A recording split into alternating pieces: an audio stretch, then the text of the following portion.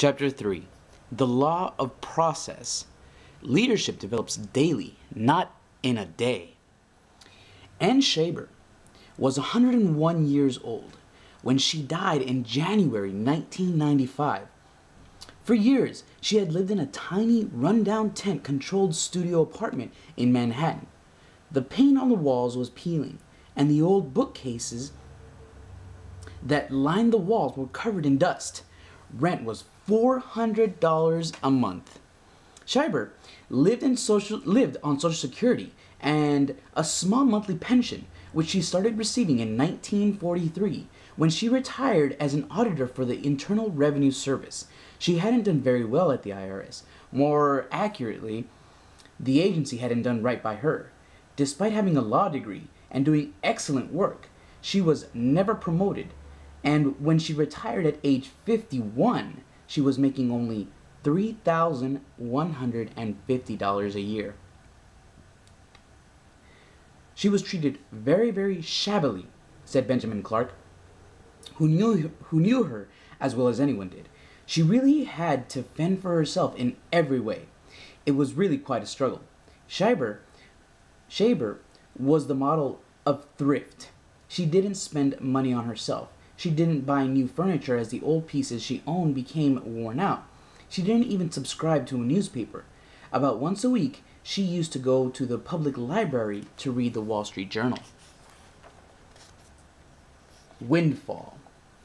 Imagine the surprise of Norman Lamb, the president of Yeshiva University in New York City, when he found out that Ann Shaber, a little old lady whose name he had never heard and who had never attended yeshiva, left nearly her entire estate to the university.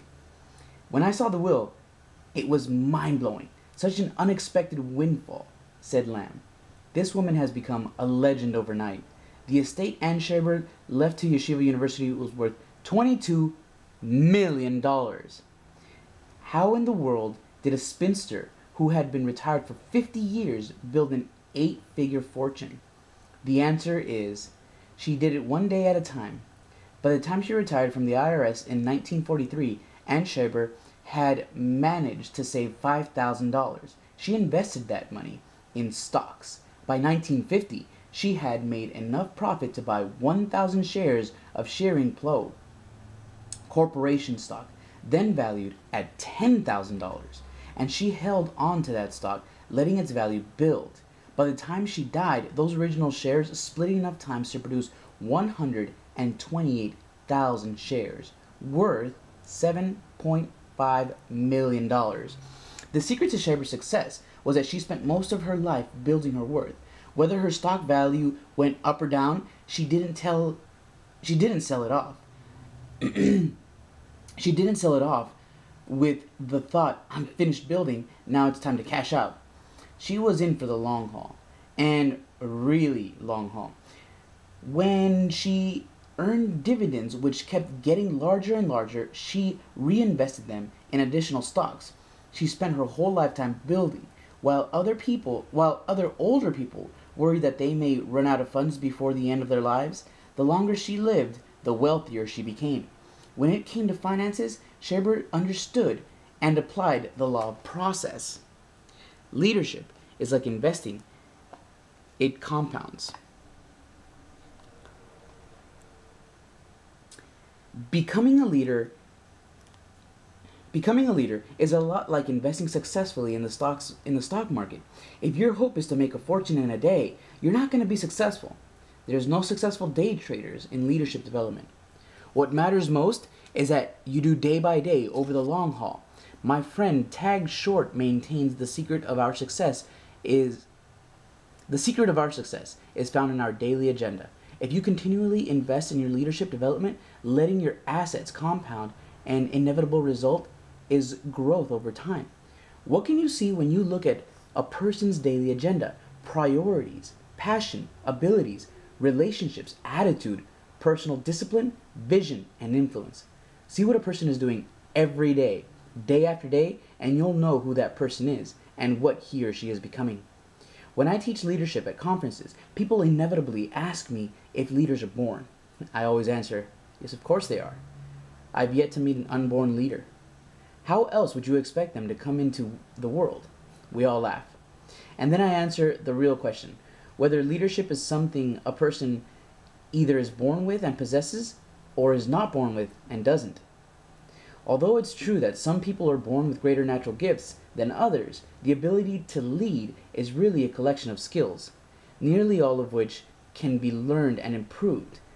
But that process doesn't happen overnight. Leadership is complicated. It has many facets: respect, experience, emotional strength, people skills, discipline, vision, momentum timing. The list goes on. As you can see, many factors that come into play in leadership are intangible. That's why leaders require so much seasoning to be effective. That's why I felt that only after reaching age 50 was I truly beginning to understand the many aspects of leadership with clarity. Little box. Becoming a leader is a lot like investing successfully in the stock market. If your hope is to make a fortune in a day, you're not going to be successful. Leaders are learners. In a study of 90 top leaders from a variety of fields, leadership experts Warren Bennis and Bert Nanos made a discovery about the relationship between growth and leadership. It is the capacity to develop and improve their skills that distinguishes leaders from the followers. Successful leaders are learners, and the learning process is ongoing, a result of self-discipline and perseverance. The goal each day must be to get a little better, to build on the previous day's progress. The problem is that most people overestimate the importance of events and underestimate the power of process. We want quick fixes.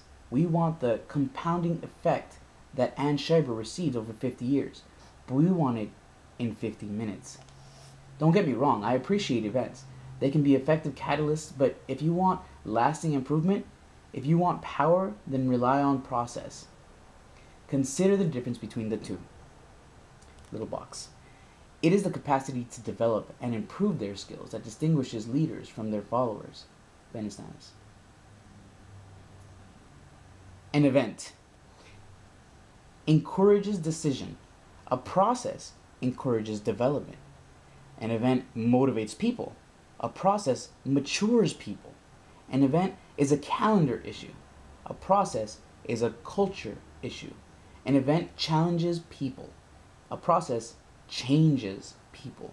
An event is easy. A process is difficult. If I need to be inspired to make steps forward, then I'll attend an event. If I want to improve, then I'll engage in a process and stick with it. The phase of leadership growth. What does the leadership growth process look like? Every person's is different. However, whether or not you possess great natural ability for leadership, your development and progress will probably occur according to the following 5 phases. Phase 1. Don't know what I don't know. Many people fail to recognize the value of leadership. Some don't recognize its importance. Others believe that leadership is only for a few. For the people at the top of the corporate ladder, they have no idea of the opportunities they're passing up when they don't learn to lead. This point was driven home for me when a college president shared with me that only a handful of students signed up for a leadership course offered by the school. Why? Only a few thought of themselves as leaders. If they had understood that leadership is influence, and that in the course of each day most individuals usually try to influence at least 4 other people, their desire might have been sparked to learn more about the subject. It's unfortunate because as long as a person doesn't know what he doesn't know, he isn't going to grow. Phase 2. I don't know that I need to know. At some point in life, many people find themselves placed in leadership position, only to look around and discover that no one is following them. When that happens, we realize that we need to learn how to lead, and of course, that's when it's possible for the process to start. Benjamin Disraeli, former British Prime Minister, wisely commented, "To be conscious that you are ignorant of the facts is a great step to knowledge." That's what happened to me. That's what happened to me. When I took my first leadership position in 1969, I had captained sports I had captained sports teams all my life and had been student government president in college, so I already thought I was a leader. But when I tried to lead people in the real world, I found out the awful truth. Being put in charge is not the same as being a leader. Phase 3. I know what I don't know. I struggled for a while in the first leadership position. To be honest, I relied on my extremely high energy and whatever charisma I possessed. But there came a moment when I realized that leadership was going to be the key to my professional career. If I didn't get better at leadership, my career would eventually bog down, and I would never reach the goals I had set for myself. Fortunately, at the same time, I had breakfast with Kurt Campmier of Success Motivation Inc. At that breakfast, he asked a question that would change my life. "John," he asked, "what's your plan for personal growth?" I fumbled for an answer and then finally admitted that I didn't have one. That night, my wife, Margaret, and I decided to make financial sacrifices so that I could get on the program Kurt offered. That was an intentional step toward growth. From that day to now, I have made it a practice to read books, listen to tapes, and go to conferences on leadership. Around the time I met with Kurt, I also had another idea.